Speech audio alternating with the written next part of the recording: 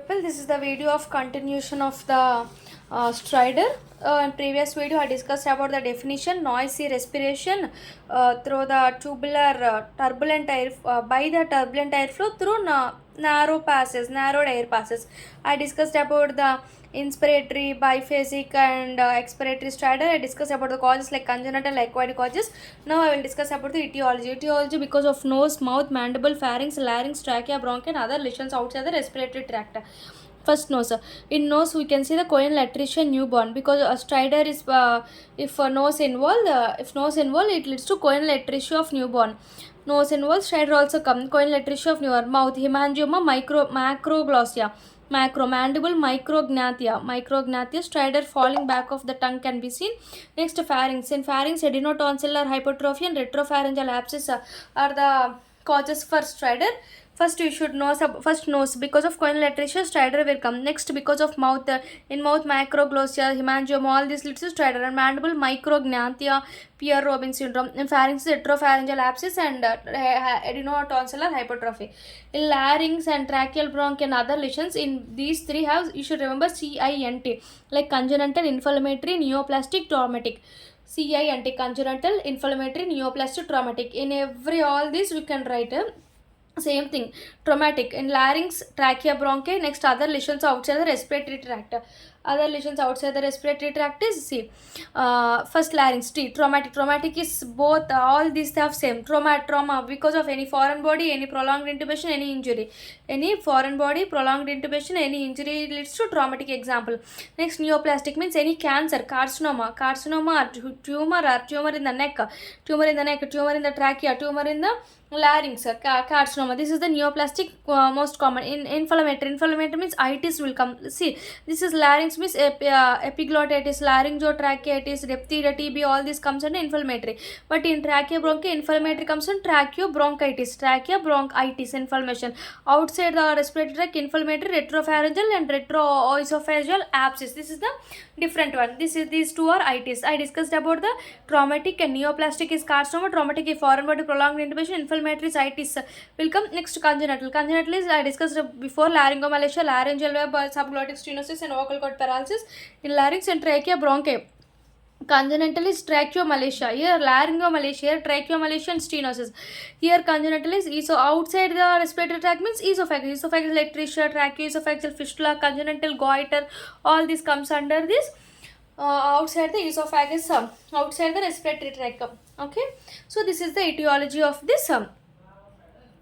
Okay, next we will discuss about the management. What is the management? We should take the history, physical examination, investigations. What the history, what is the physical examination, what is the investigations we can done in stridor.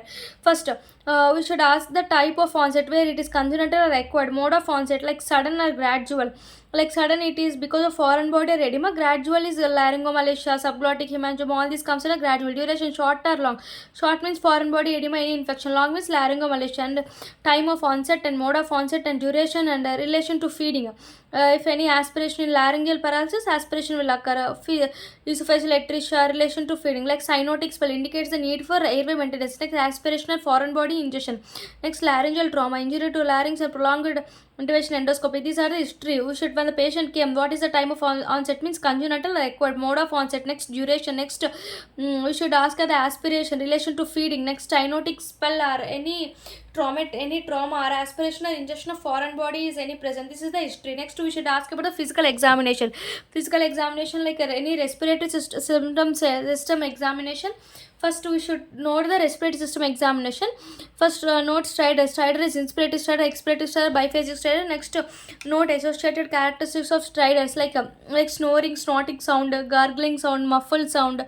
If snorting sound is present, this is nasopharyngeal causes. Because of any nasopharyngeal obstruction leads to snorting causes. If muffled sound or gargling sound because of pharyngeal obstruction.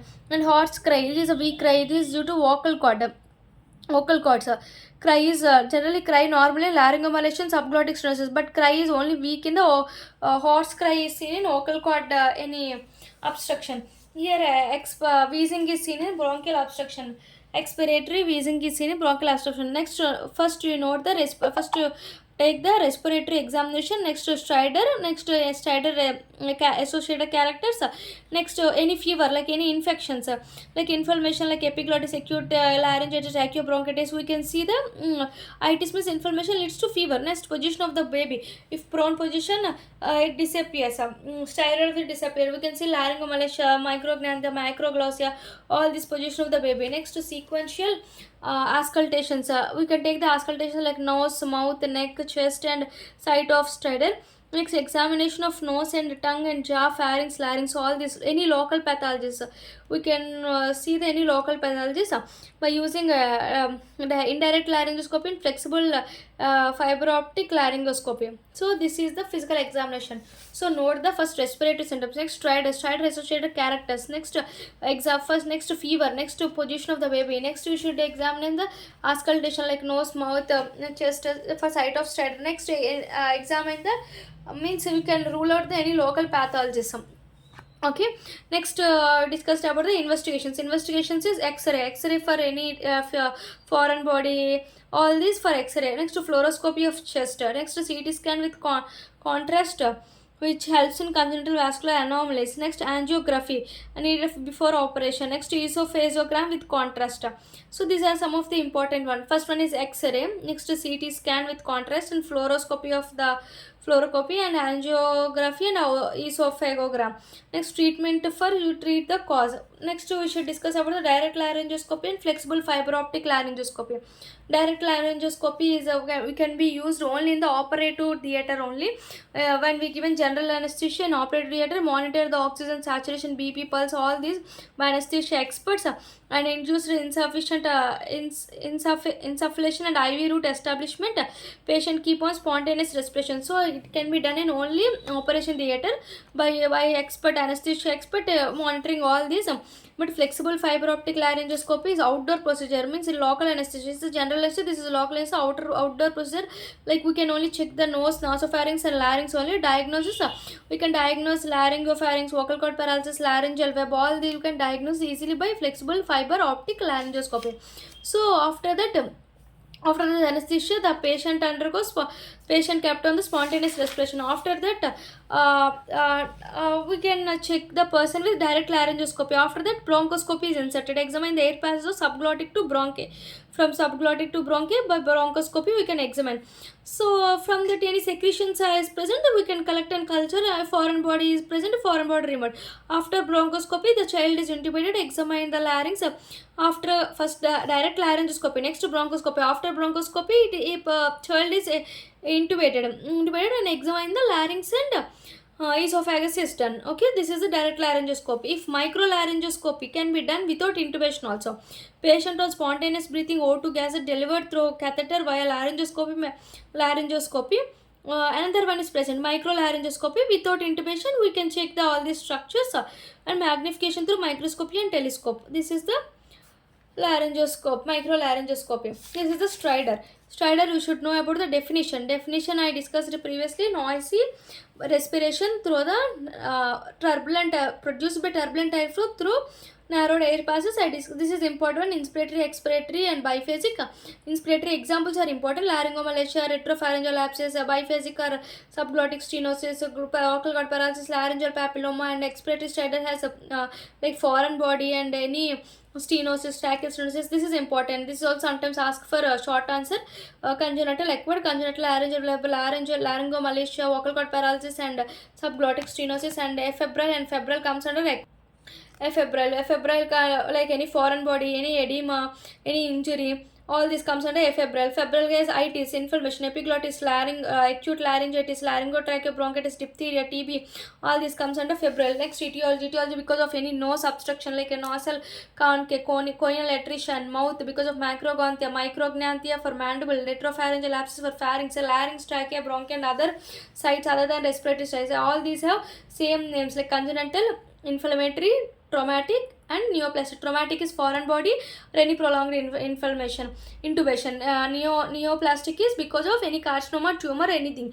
Inflammation is itis, epiglottitis, epiglottis, laryngotracheitis, here tracheobronchitis, here important, here another one, retropharyngeal or retroesophageal abscess, congenital laryngomalacia, laryngeal lab, subglottic stenosis, vocal cord paralysis, here stenosis and tracheomalacia, here esophageal attrition, congenital. I discuss about the etiology. Next I discuss about the history, management like history, physical examination, investigation. History means time of onset, mode of onset, what type, sudden or gradual, duration, time, mode, TMD, time, mode, and D. Next, relation to feeding, cyanotic spell, any foreign body, any trauma, physical examination, respiratory, strider, characters, features, any fever, position of the baby. Next, auscultation method, and local pathologies, exclude any local pathologies. Next, investigations, X-ray, fluoroscopy, MRI with CT scan with contrast, angiography, and esophagogram.